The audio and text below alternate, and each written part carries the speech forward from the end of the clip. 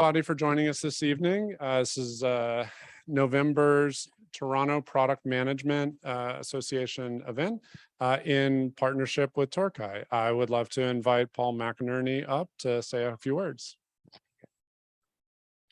Thank you, Adam. Welcome, everyone. So I'm Paul McInerney, one of the people who runs TorCHI, and TorCHI is basically like TPMA, but for UX designers and researchers. So very similar organizations, types of events. We talk about more user experience sort of things. And one of those things we talk about is how to work with product managers, those terrible people that we have to work with. So we thought a good way to discuss that was to have a joint event with TPMA and hash it out here. So one of our members, Tedde, is over here. So he's going to fight the good fight for us. We'll see how it goes. Thanks. We promise to be gentle. Maybe we'll get some good business outcomes in the process. See what I did there?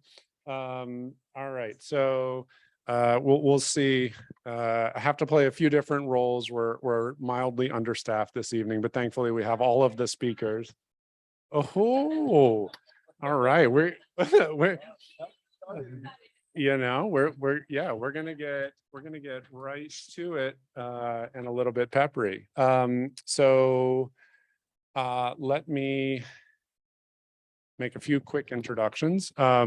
Wonderful sponsors. Toronto Product Management Association is a community supporting product management.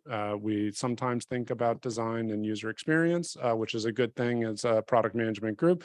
Big thank you to our sponsors and to Q4 as a space sponsor for this evening. You can learn more about investor relations and capital market solutions at q4inc.com. And for those that are not familiar, we have a great mentorship program. Registration is just completed, record numbers of pairings, still looking for more mentors. So if folks out there are feeling a strong desire to provide some service and to help the next generation of product managers coming up, strongly encourage you to reach out. More details on tpma.ca. And with that, I would love to introduce our speakers. So I'm going to say a few words and then would love to hear from you all on work that you're doing relevance to product management and design. In the friendliest of terms, we may need to reframe slightly. So Eran Ben-Ari at BenchSci serves as the Chief Platform Officer, overseeing engineering, product design, bioinformatics, and science teams at the intersection of data engineering, machine learning, and biology. That is by no means comprehensive, but there is a lot in there. Tedde van Gelderen, president at Akendi, infuses the company with a drive to make customer and user experiences go beyond a singular product or service, works to embed experience thinking in the experience creation processes and usability testing practices of both public and private organizations. And Anita, Ghosh, as Bridjr's founder and CEO, set out to bring more of the best of humanity to business while making it her mission to help leaders achieve their vision and have huge impact.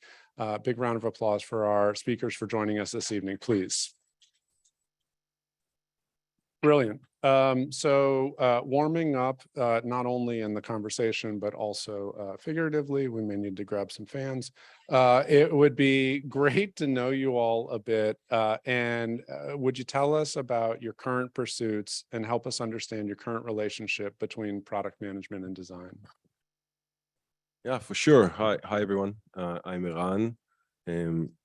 So I would say probably two things. One is the company that I work for right now is at the intersection of machine learning and biology. And a lot of what we do is trying to help translate a lot of insights that are stored in historical evidence, millions and millions and millions of records of past experiments that run globally. And we want to decipher that into intelligence and insight that is relevant to scientists as they develop new drugs. So at the core of everything we do is design and design thinking. And in the translation of science into insights, we apply a lot of that in the process. And what I hope that I can perhaps contribute to this conversation is not only how we think about design, but also some of the things that failed for me in the past when we tried to incorporate design into, especially I would say, the conversation, the ongoing conversation between product management and engineering. And how do we make sure that designers and design and UX thinking is actually set up for success early in the stage and not just be a reactive mode to other people's and other stakeholders' decision-making. So, yep, I'll just pass it on. Thank you so much. So, Anita here. I am a former proud, on some days recovering product owner. I spent most of my career actually working in industry, the last 10 years in financial services. My last roles at BMO and TD were heading up the human-centered design and innovation function at TDD Omni Transformation. For those of you who work in large enterprise, you know what that's all about. And while I was in those roles, I would say it was HCDing HCD, like just as a human, just noticing the meta trends, what was going on within the organization, the real barriers to actually doing product development in the way that we all want to. And I arrived at a day where I was sitting in a meeting, and it was one of those Groundhog Day meetings where we were having a conversation for the 1000th time, literally, with the same cast of characters. And that was the beginning of me thinking, where is my life going to be 10 years from now? And I made the decision to leave industry, go on the outside and design a firm that could actually help organizations bring human-centered design in the way that we want and help product owners and designers be the change makers they want to be. Yes, what's on your business card is you're a product owner or a UX designer. I'm here to tell you you're much more than that. You are on the front line of massive human change in organizations, and that's really what we're about. So we'll talk more about that today. Hello, Tedde. Tedde van Gelderen in Dutch, or Tedde van Gelderen in something else. I'm president of Akendi, and I started, so like Anita, I started a company for the main reason to have bigger impact in society and in work. I worked for product companies. The last one was Nortel Networks in 2001, and I got laid off like everybody else. And what do? I just came from the Netherlands to Canada, and I wanted to stay here, and I thought it was fun here, so started a company, sold that, started another company, and that's Akendi. So we're a consultancy, and my main driver for all of this is that rapid change you can achieve inside an organization if you're persistent, if you have patience, if you have stamina for dealing with the internal politics. And I have little of that. So I tended to go, I better be a consultant because I need to tell you how it is. I need to tell you what to do. I need to tell you to do it better. And then I need to leave because I can't stand listening to somebody who doesn't know what they're talking about. So it's that direct and it's that abrupt in a way because it gets to me every single time I talk about it, which you will find out in the next half an hour or so as we're talking about these things. My background is in psychology. Which surprised somebody here I talked to earlier greatly, because it's all about humans. If you talk about human-centered design, why don't you have people with a psychology degree background in that process? And to earlier points made, it's very much about that. It's integrating that kind of thinking and that kind of learning that you can get from humans into the design and creation process that will make the difference. And we hope to talk about that. Fantastic. So as we're getting into human-centered design and products, it would be great to maybe throw a spotlight on some products that you particularly like, and maybe if you could comment on them, what about them particularly is human-centered in nature? Does anyone want to go first? Oh, go first. Yeah, I just want to share a story that I think this is a product that changed my life. And it was back probably like many, many years ago. I still lived outside North America, so I lived in Israel. And I was pursuing my PhD. I'm an anthropologist, so similar to psychology, but less prestigious. And I had a big issue accessing books. The library was very limited. And if you would buy something on Amazon, it would take 4 months for it maybe to arrive. Okay. There was nothing called Kindle back then. We're talking about like 20 plus years ago. And then one day, a friend of mine sends a link, and the link is read.amazon.com. And that product changed my life. But I don't think it changed only my life. It changed many people's life in terms of access to knowledge. And that's why I'm very fond of Kindle. I'm very fond of Amazon, despite everything else that goes in Amazon. It's still, I think, democratized the access to information and knowledge, especially in areas that are not easily accessible into that knowledge. So this is an example of a product that changed my life, and I think for many others as well. You are? I have to be prepared. Good example. Every time I don't see it, basically. Good experiences are. So one thing, design thinking, experience thinking. So I wrote a book around experience thinking for a very deliberate reason, because I don't like design. I think we're creating experiences. We're not creating designs. And I think it's a very big point that is missed by many people, is that it's not the thing you put on the screen or you create in hardware or whatever it is. It's about the experience that you give people. And the best experiences are the ones that are with you. You don't see, you don't feel, you don't hear, but they're just there and they work as you think they should be working. Everybody tries to explain ease of use, always saying, well, you know, it's intuitive, you know? No, I don't know. And what do you mean by intuitive? And intuitive is when it does what you expect it to do and it's there and it just works, which is what Apple always used to say. And unfortunately, they're right to some degree, even though some stuff I don't like what they do.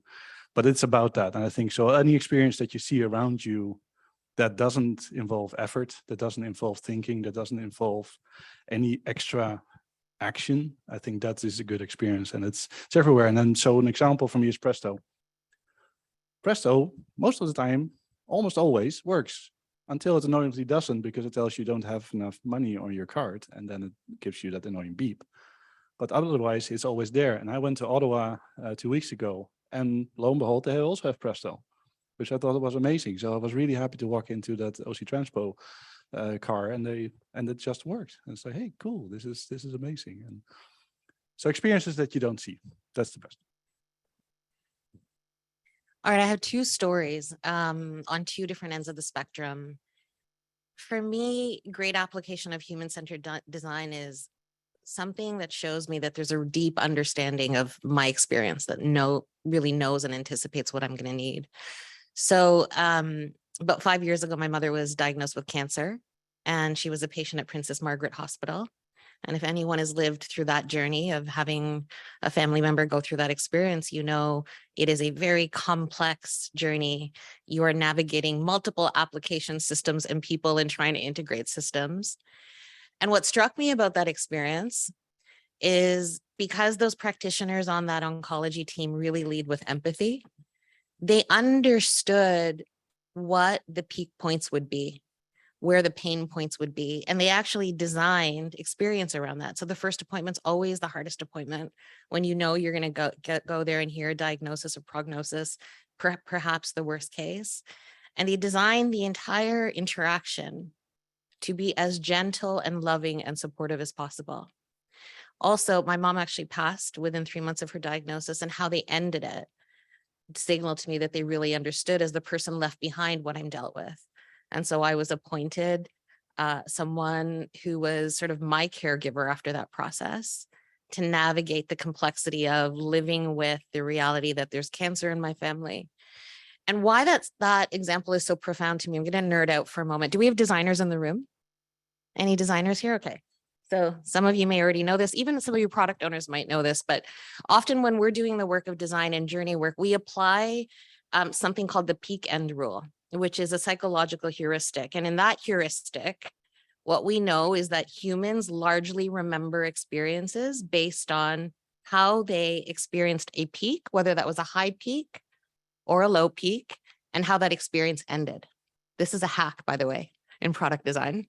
And so we use this hack a lot, right? Because in every product roadmap, there are, I don't know how many stories and epics, 1,000 things to get done. But this guiding principle of understanding the peaks, which requires you to practice human-centered design and deeply understand what the peak is for the end user, not you as the business, not you as the product owner, but for the end user, is what creates real meaning in the experience. And so that Princess Margaret story always stands out for me. I don't think they applied human-centered design, but because they led with empathy, they understood that. The second, because my team and I are always on the hunt for fantastic examples of human-centered design, is an air purifier company. And like air purifiers, how interesting could that be? All of you, either now or later, go to milacares.com. So this is an air purifier company that has designed their entire service offering, their website and their product around their personas that have terrific names like the home wrecker. So these are for people who've gone through a major reno and are now dealing with dust in the air, or the rookie parent who's really concerned about air quality for their kids. And so they don't lead with product, they lead with understanding what the end user is getting, what value is getting created for the end user. And it's like a beautiful, beautiful execution. So take a look at that one. For any parents or parents to be in the room, I imagine you can relate to the like nerves that are building up. So the rookie parent is a persona that resonates very well, and by 3 or 4, you know, they bounce pretty well. So you know, the second or third kid's definitely not going to get that same air purifier. Principles of human-centered design that we can all agree on, right? Like where's that happy space in the middle where it's like totally uncompromising? These are the principles, and this is the essence of human-centered design. And maybe one that you think is on the fringe or could perhaps be pulled out and given a bit less emphasis.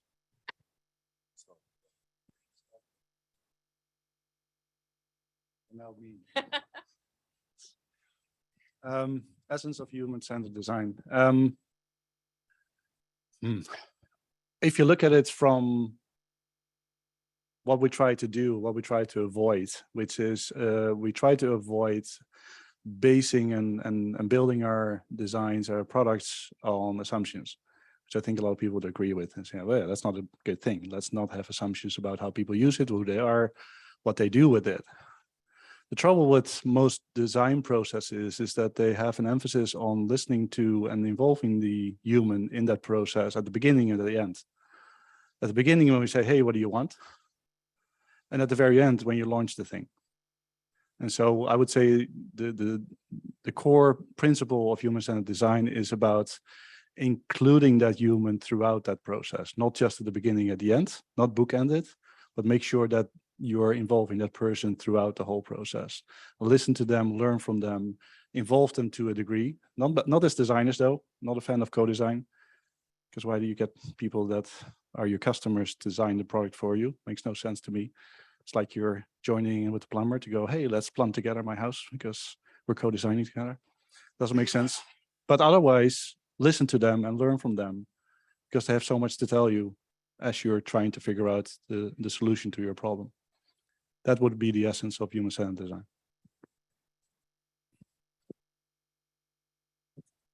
You stole my answer.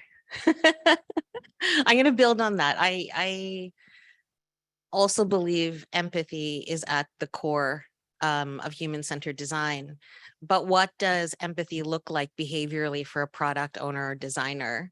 And for me, what it looks like is absolute attachment-free curiosity.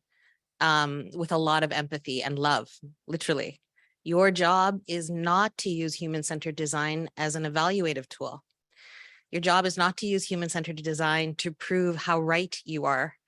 Your job is to bring your empathy and to reveal the truth of what's there for the end user. And it might also be what's there for your organization. And so empathy for me in that purest definition, attachment-free curiosity with love, is a core principle of HCD for me.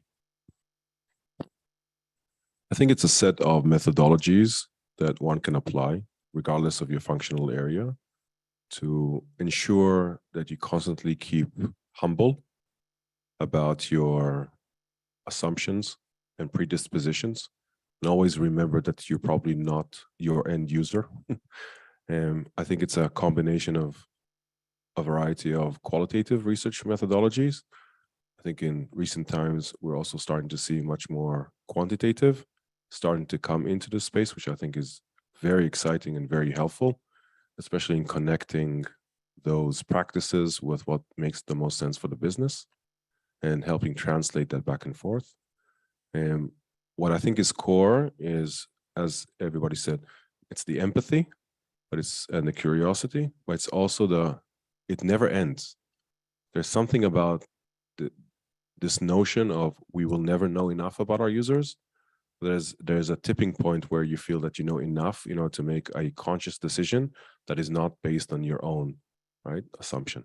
And you can move from hypothesis to something which is more data-driven. A lot of what was discussed around principles is fairly universal. I mean, if you think about evolution, communal empathy, these pieces kind of come together, and so many products keep growing out. I like that idea of including analytics and additional information. I'm curious if there is some sort of maybe maximal part, like is there too much consideration? Do you get to a state of maybe analysis paralysis or diminishing returns that we would keep learning more, thinking more about these problems? Perhaps not. And curious, like if in those last couple of years, analytics or other methods have been introduced, like how has this been progressing over the last few years, last 5-10 years or so, that you think of human-centered design as compared to perhaps a decade back? Anyone wants to go first? I can give my take. Businesses, I think, don't operate on a very strong quantitative logic, right? If it's good or bad, I'm not here to say. I just think it is how they operate.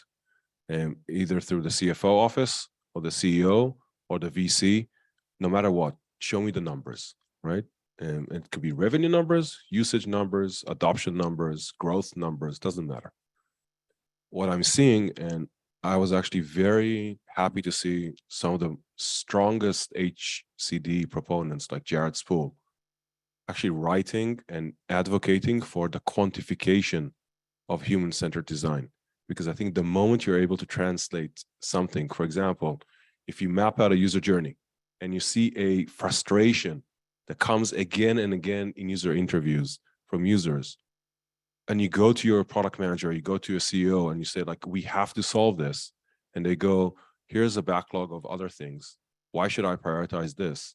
And you're not able to articulate in business terms why this matters. That's where I see many times HCD like hitting a wall. And that's why I think the moment you are able to break through this super rich world and environment of insights that is part of HCD, of collecting and deeply understanding the motivations behind action or lack of action, but you then able to translate that into terms that the business actually understands. I think that's where I think product engineering design can really like join forces around decision-making table. And I think there'll be much more appetite for that. I'm very happy to see that if I compare now to 20 years ago when I started product management, there's much more openness to that. I think we're maturing in each one of these three disciplines, right? And there's much more appetite to figure out things together, but there's still a long way to go.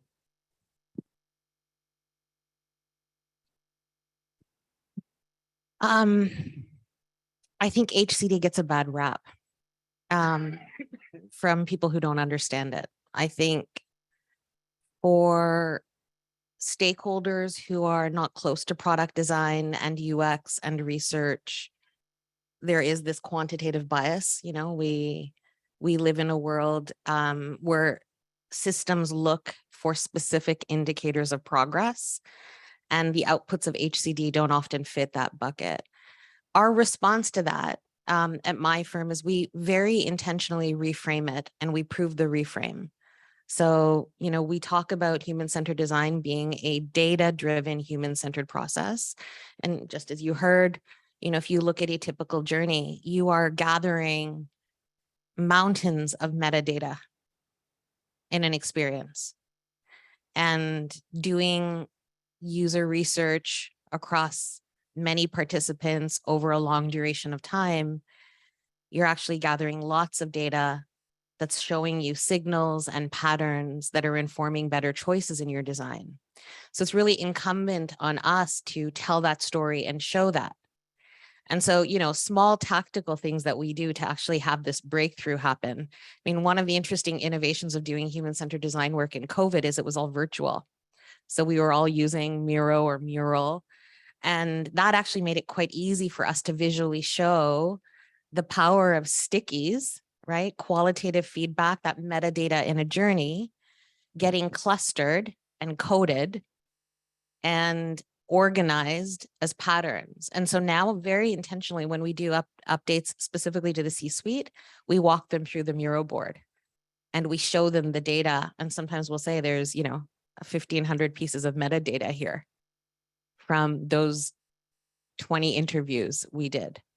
So big intentional reframe. And I'm a big advocate of talking about human-centered design as a form of data called thick data. This quantitative bias that we heard about is the big data, surveys, quant studies. This is large data at scale, can give you patterns, usually can't tell you why. It lacks depth. Thick data, human-centered design research goes deep, tells you why, and it's very powerful in shifting mindset and telling stories.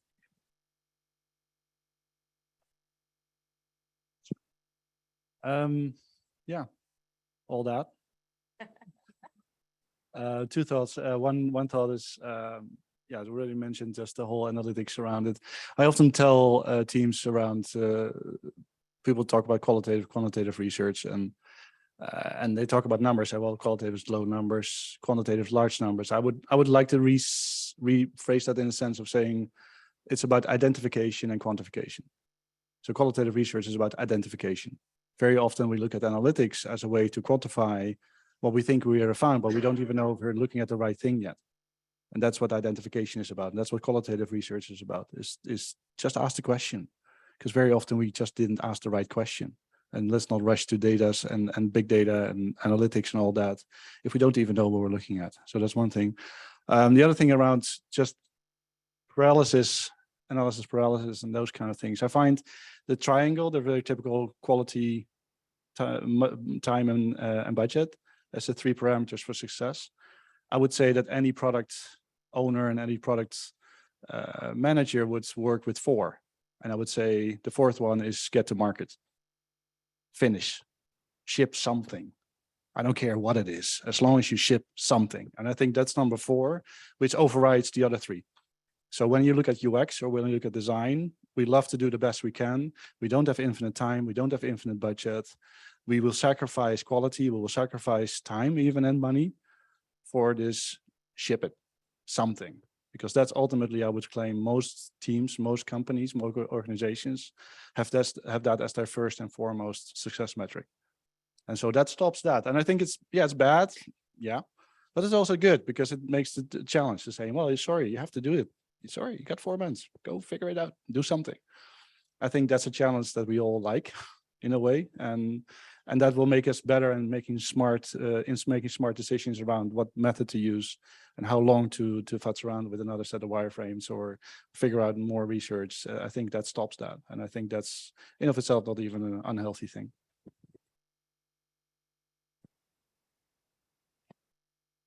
Thank you all so much for your perspective on that and the evolution. So outside of yourselves, and it's great to be on stage with authors, who are you all reading? Who are you thinking in this space? What other inspiration should the community go out and learn more about after tonight? I mentioned earlier Jared Spool. I think he's fantastic as a thought leader. Others, I always go back when I hit a wall in terms of a product that I'm trying to bring to market, I go back to anthropology and some of the, how do you run ethnography? How do you run thick description? That was, I think, mentioned here. I think there's so much on Medium and others, just give you like very quick ones. But I think you need to understand the depth around some of these methodologies because it's very nuanced in how you apply them, to make sure that you can sift between signal and noise and you're not actually biasing the data collection part. So yeah, that's just my 2 cents.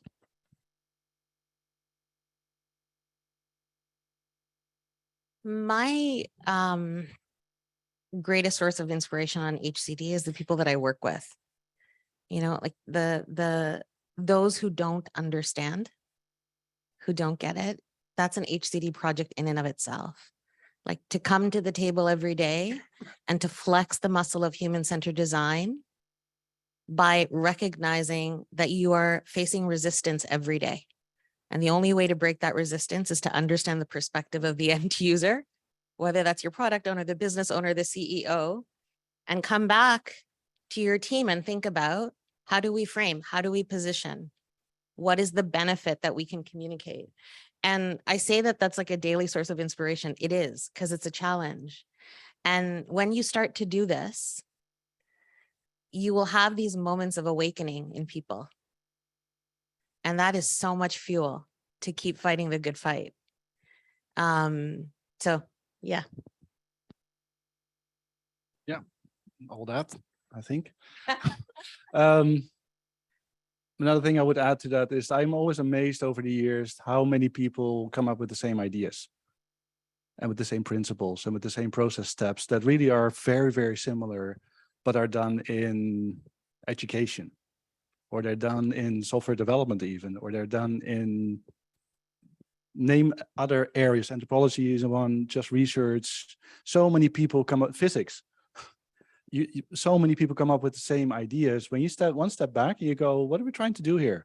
I'll try to figure out and understand, and then we design some stuff, and then we test it because we think we might have it wrong, and then we go for that, and then we ship it. There's so many principles that are similar that nobody can say they own the magic bullet, which is what I really don't like about nowadays is design thinking. Before that, it was human-centered design, user-centered design, service design, lean, what else do we have? Agile, now Agile UX. Everybody's solving it in a different way, but ultimately just look at the principles and you're going to be fine. And don't try to own it as if you have the only knowledge in the world. And what you found out, jobs to be done. Another one, it's like, oh, come on, guys. That's called task analysis, and that's journey mapping combined a little. And it's called, no, it's not. No, this is very different because now we're looking at the job, and now the job is that I have a hamburger. And, okay, come on, it's the same principle. Step back, please. See the principles through the. Don't try to be so literal about that step and say, if I label it differently, ergo it's a different process. No, it's not. It's the same process. You try to incorporate that thinking in there. So that's the only thing I would say. Step back for that. And that's my inspiration for most of it, because I look for different processes that I see, I read them, I try to understand them, absorb them, and go, okay, so how does it apply to me? How does it apply to UX? How does it apply to research, to strategy, to design? Is there a nugget there that I go, this is interesting. This is an interesting thought that somebody has in their process and what they're trying to do. As opposed to saying, no, they're all wrong, and my way is the best way. So if you don't do design thinking, I get that sometimes from clients, and I'm going, yeah, we have to do design thinking. So why? Well, that's the thing. That's the state of the art process right now. I say, yeah, but before that, people thought about this too. This is not the first time that, so it's the kind of same thinking is, can you step back? Can you see the processes? Can you see the principles and understand that and apply them and relabel them for all I care, just because it doesn't matter that way. But it is, to Anita's point, it is the inspirational part to learn that from other people, to learn from, hey, how do you see that? Because you might be surprised. A lot of people think like you, even though they use different words and they don't say it in the same way as you say it, but they have the same intention. We all try to do our best. We'll try to get the best product out there. We'll all try to listen. We'll try to evaluate and try to avoid mistakes. We all try to do that. So instead of getting hung up on, well, you don't use the word design thinking, blah, blah, blah. No, look at what they're trying to achieve and then work together on finding that common ground. And I think that's just like you, that's my fun in work as well. So now that we've overloaded human-centered design, I'm wondering if there's anything we would add further to it. So is there anything that's missing about human-centered design? Oh, here it comes. So that's going to make this that much more impactful, or perhaps the thing about human-centered design that should be at the front of the line that makes this process easier to use and to get learnings out of. Go for it. So the one thing that's missing in human-centered design is it's narrow. What I always found over the years is that the process itself is narrow because it only looks at products. It only looks at specific experiences. And yes, you can parse them like personas and audience base and all that, but still it's a narrow view on something. And like academic research, it tends to focus on a specific thing and tries to get an answer to that specific thing, but it loses the holistic view. It loses that sense of, well, this is an end-to-end process we're trying to figure out. This is an end-to-end product that sits within a bunch of other products. So what's really missing in HCD is the business side of things, the understanding of business, the understanding of looking at this from more than one angle, which is, yes, absolutely, I want to make the user and the human happy. Yes, of course. But there's also other elements why we make trade-offs, why we do design trade-offs, and that's not built into the process. And I would even say that it's not built into design thinking either. Because yes, empathy, just definition, the ability to stand in the shoes of somebody else. It's important to read ability to stand in the shoes from somebody else. That means that you're standing in the shoes of somebody else, which means, ergo, that you're pretending to be somebody else. This is kind of biting the whole human-centered design thing, in my view. Anyway, that's the empathy part. It's good that you care about users, but you're not that user. That was the whole point of it. But empathy is the first step in design thinking. And so I wish there was a step before that where you say, yes, we are reframing everything. That's true, but have distinct conversation about business, about what do we really try to achieve here. And if it's for profit companies, it's for profit. If it's for not-profit companies or other types of companies, it's meeting their mandate. But let's talk about that first as a process step, as opposed to rush to that human element of it. And I'm saying this with all full passion because, like I said, my background is in psychology. I love to think about people, but I think there's not enough thinking about business in that sense.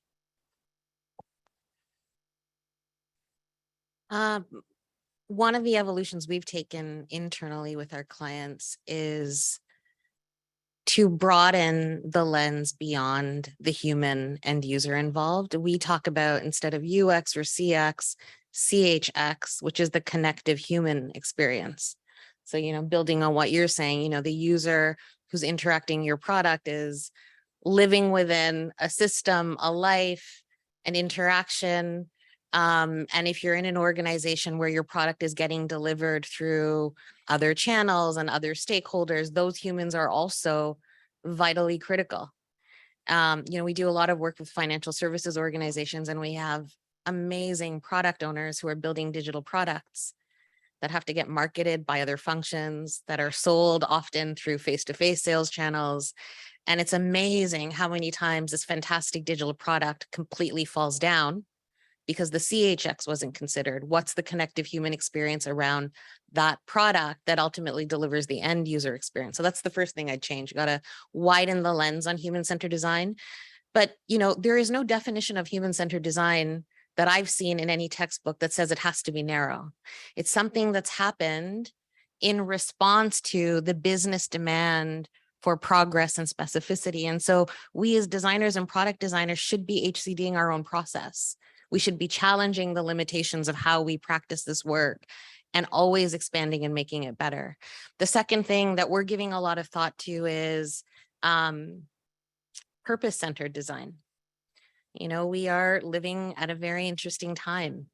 There is a lot going on in the ESG space. We are all thinking about the environment and sustainability, and what is the role of product design? How do efforts around product design that focus on people consider the planet? And how do we elevate this conversation? Again, each of you, I talked about your role might say product designer, but you actually you have a lot of power to shift mindset and broaden the thinking around design. And so purpose-centered design, connection between planet and person is another shift that I think would be really important for all of us. That's a very interesting perspective. Thank you. I would just add something from a very practical perspective. I meet with designers all the time. I meet with engineers and I meet with product managers, and they each use a different discourse. They use a different language, very similar to what you said at the beginning. We use different terms to basically describe the same thing, but we don't spend enough time on how can we really understand each other and not just be like very focused on whatever we're trying to say. So I think that's what's missing. And I think the way to go about it is both depth and narrowness at the same time. Depth is really make sure that you know your methodology. And I think sometimes it's picking one methodology and going very deep in it, because if you go very deep, then you know what you're doing and you can actually be very confident around the signal that you were able to collect. And the second, which is the narrowness, we need to move into digestible bits, right? When I speak with engineers, right, I tell them, it's great that you told me now the entire history of Kubernetes. I could not care about that at all, right? What's the impact for the end user, for the buyer, and for the customer, right? They tell me latency and scalability and blah, blah, blah, blah, blah. I said, okay, let's translate that, right? And then at the end of the day, we get a very simple statement that says, if we're not going to invest in paying back technical debt, we will punish the end user because it's going to take them to load something instead of 3 seconds, 36 seconds, right? And that's an example of a translation in engineering into terms that are user experience. And we need to do the same between user experience back to engineering and back and forth. I think that's what's missing. It's this ability to translate back and forth in a way that makes the most sense.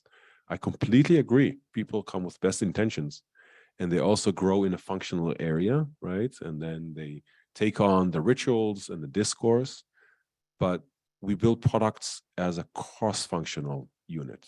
I seldom see only engineers building something, only designers, right, bringing something to market. We work across disciplines, and that's what's missing to me. How can we level the playing field to make sure that everybody actually understands where we're coming from?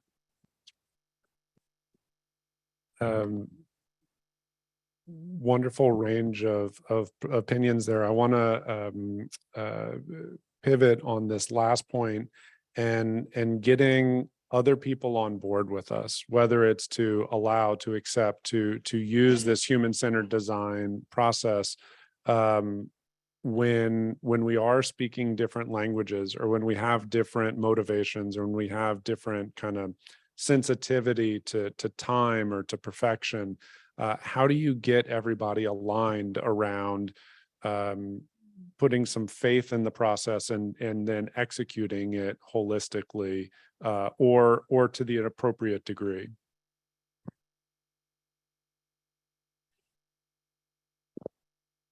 So I've talked twice now about the many hats you wear and the roles you play.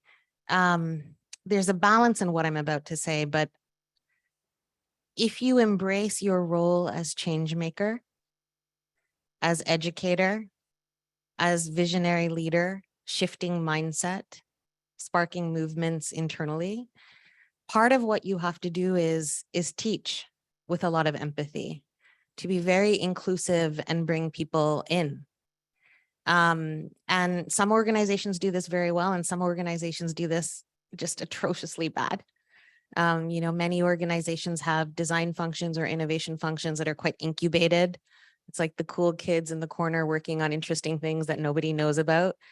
And that doesn't work when you're a change maker, when you're leading a movement and you're trying to enroll people into the deep purpose of this work. So that's the first thing. Tactically, what we do, we all know about co-creation. We always, as a rule, include non-product and non-design stakeholders internally within an organization as part of that co-creation. They are vitally important. They need to have the experience of seeing the power of sitting right next to a customer, your end user, and hearing from them what's important. And so that requires of you to give up some control, some power, to be vulnerable, to be ready for any way that can go. But the more that people can see the experience and you can close the gap between business and customer, the more likely you will get that enrollment.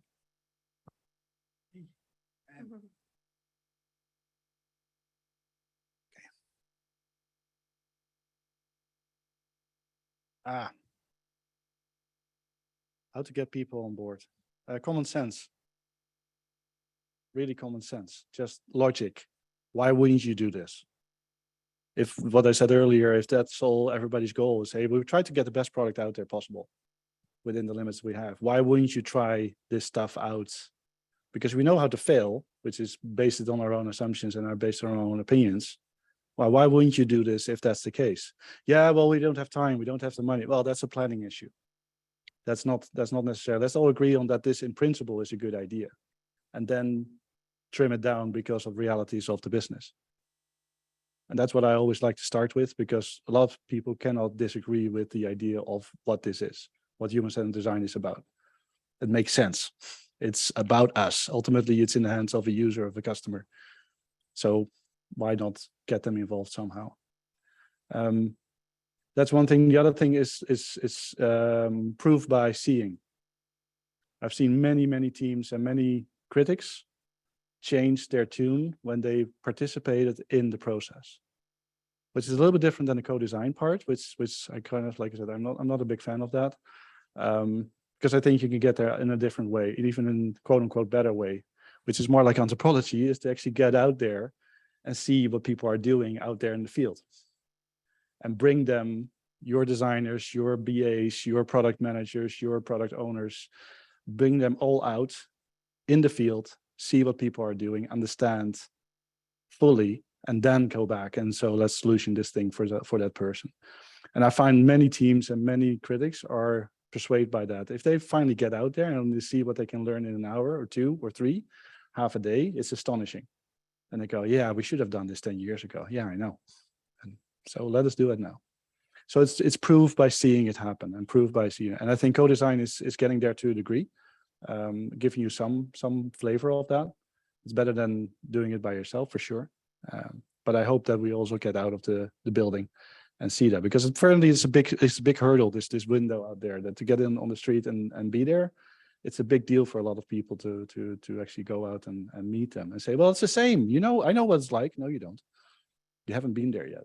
Just see it for yourself, see it with your own eyes, and then you become convinced.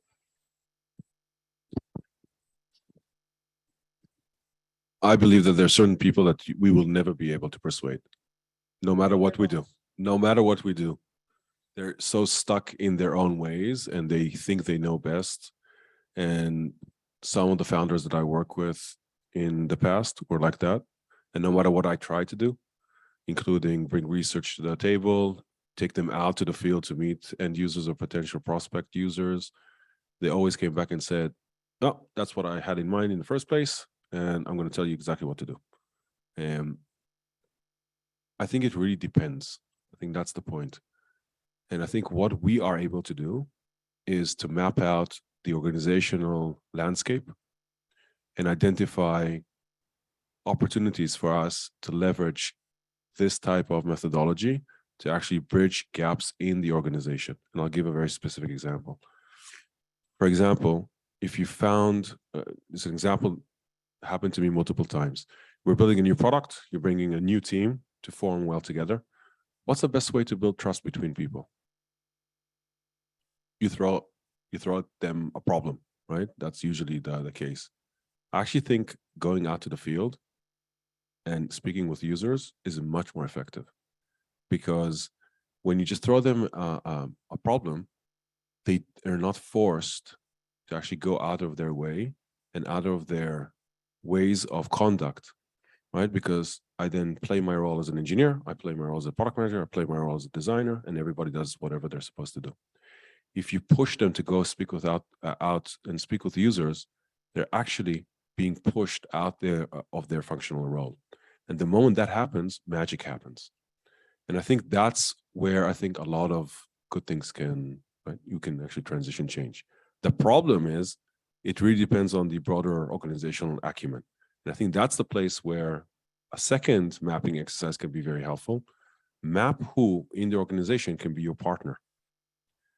Every C-level exec has a target. They're trying to move something, right? Revenue, adoption, churn, whatever it is. How can your HCD project help them achieve their goal?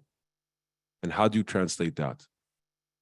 That is a way to get the initial buy-in to actually put the investment into running the project, right? And then you can carve out, okay, all the great other benefits that can come together with it, how we build a great experience and what are the other benefits that come together with it. But I think we don't spend a lot of time in understanding that at the end of the day, the leadership in any of our organizations are people, and they're also motivated by certain things. How can we align with them? How can we partner with them to get the right buy-in in order to push things forward? Thank you all. Any questions in the audience? Please.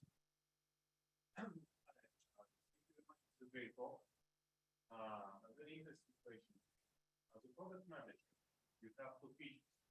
You need to choose which one to put on the roadmap.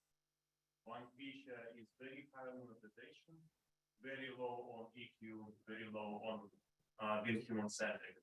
Another feature, very high on being like on empathy, very low on monetization. Which one are you going to put on the roadmap? And if someone would repeat the question for the audience as they start. Who would like to start? Yeah, You wanna start? no, I spoke last, so. I'm wondering if this is a good time for that slide I sent you. So we had a chance to reflect on the questions, and there's a tool that we've developed that we use to help frame conversations around choices about features. And so we have a strong point of view. And so what you're seeing here is, we call it the experience pyramid. And so every experience, I see some of you taking your phones out. I will say, if you go, we will make this available to you. I'll come back to that in a moment. Every experience that's a winning experience, that's successful, that's associated to a beloved brand, is delivering on all layers of this pyramid. And what you see at the bottom of this pyramid is sometimes where product feels the pressure to show progress, right? So the functional, delivering on the functional attribute, necessary, foundational. Don't get me wrong, I'm not saying unimportant, critical. At best, that's below the line. It is probably a table stakes offering if that functional attribute doesn't solve for what's above the line, which is the emotional, latent, or social need. Every functional benefit, there's something deeper underneath it. We have a psychologist and an anthropologist, and they know this very well. And so when we work with clients who don't understand the value of empathy or don't understand the value of emotional benefits, we show them this slide. And sometimes I'll share some trade secrets. You know, what we'll do is we'll take their data. You know, they're sitting on NPS data and CSAT, and they're very convinced that they have very clear understanding of the attributes that make their product successful. And when we begin to plot those attributes, what we largely see in 90% of organizations is it's sitting below the line. It's delivering at best on functional attributes of a product experience, not the emotional, human-centered attributes of a full human's experience. And it's everything above the line that creates the differentiation. And so, you know, I would just say, ask yourself that question. Of course, there's nuance here. Where are you in your product delivery roadmap? At what level of maturity? There are choices around staging and sequencing on foundational components. But is it creating real differentiation that's meaningful to the end user? Or is it satisfying an internal pressure to turn on a feature that solves for a task that could be copied, replicated, and probably won't move you forward on your journey around wanting to win on experience?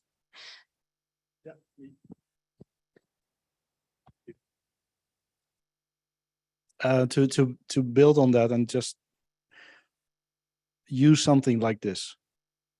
What I find is that most teams and organizations even have closed door conversations about these very things. And then somebody argues their way out of it, either because they have the highest title on the card, or they're right because we are logically coming to a conclusion. No, you're not. You didn't do an analysis like this. And there are similar ones out there. And do that. So follow a process to get to your decision making instead of arguments. Because that's what I found 95%. How did you come to the decision for function X? Well, because so-and-so said so, that we up to the CEO level. Apparently the CEO is the Uber designer for everything. And so that person decided that has to happen. Therefore, we're doing it. Because their gut feel, yeah, I feel right about it. But we should really do that. Do a pyramid, do another method. There are multiple matrices out there. Do that kind of, because that learns to ask the right questions at the right time every single time. And that makes you do comparisons. And you'll be surprised how often you choose differently. When you fill this out, you go, oh, I didn't know I would choose this function now. And that's the interesting part for me, is that it shifts your thinking by forcing you to ask these other questions that are, to Anita's point, are often not made because it's all functional stuff. And can we build it, yes or no? I'll just build on what Teddy said. Use this as a tool. We intentionally don't call it a model. It is a tool to shift mindset. CEOs love this. The holy shit moment happens when you show them that all of the forced product decisions get them at best table stakes. It's a very, very effective tool to reframe. I think this is a symptom of a much deeper problem. And I think the problem is that as we interview into new roles, we don't negotiate the terms of our success. I think it's a really important point that if I were in that position, I probably did not negotiate the success well, because that it should be super clear to me. And I think different people have different motivations. And I've seen people that are ethically amazingly well, right? And they say, I'm all about the money. And I respect that because they're very direct and clear about it. It's not what I believe in.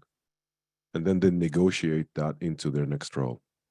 I think the problem we make for ourselves is that when we walk into an organization, we don't deeply ask that question.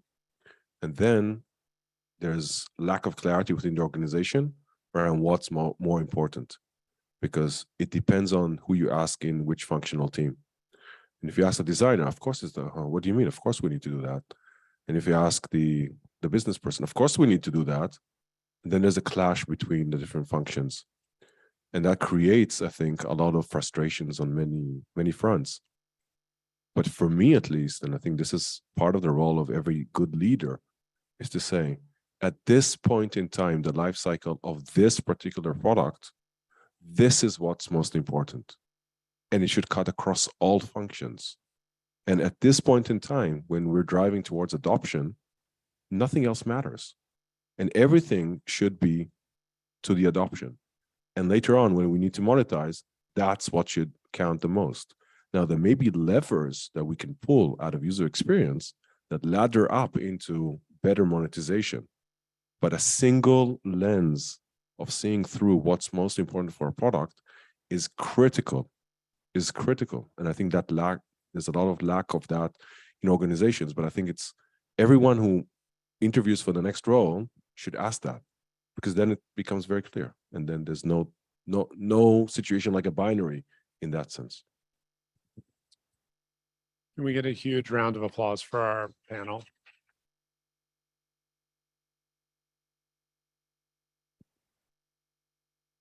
Really appreciate you all joining us for the evening to talk about human-centered design. It's nice to have everybody in person. We've had a number of guests virtually in California and London, but it's really nice to be in the room together again. So thank you all so much for joining us.